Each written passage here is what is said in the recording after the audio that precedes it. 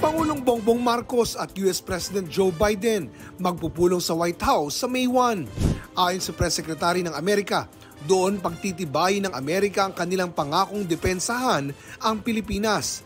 Pag-uusapan din ang mga hakbang para pagtibayin ang kanilang alyansa, pati ang pagpapalalim ng ugnayan ng pang-ekonomiya, pag-i-invest sa clean energy at laban kontra climate change, pati ang usapin ng human rights. Pag-uusapan din ang pagtataguyod ng international law at pagsusulong ng malaya at bukas na Indo-Pacific region. State of calamity, idineklara na sa Occidental Mindoro.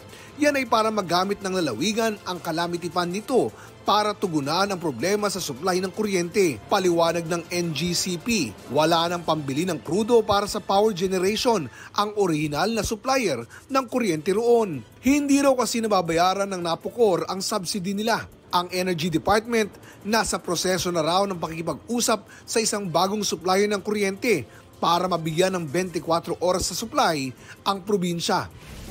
Deklarasyon ng Eid al-Fitr o pagtatapos ng isang buwang pag-aayuno ng mga Muslim inilipat ng Office of the Bangsamoro Mufti sa April 22. Ito'y kahit na una itong itinakda ngayong araw at idineklara rin ng pamahalaan na holiday ang April 21. Paliwanag ng Mahad Metro Manila Al-Islami Incorporated.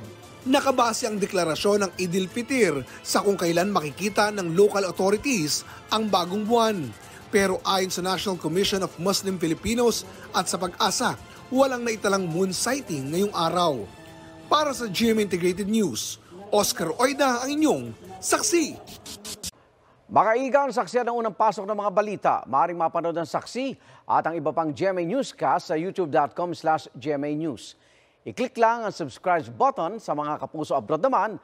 Maaari po kaming masubaybayan sa GMA Pinoy TV at www.gmanews.tv.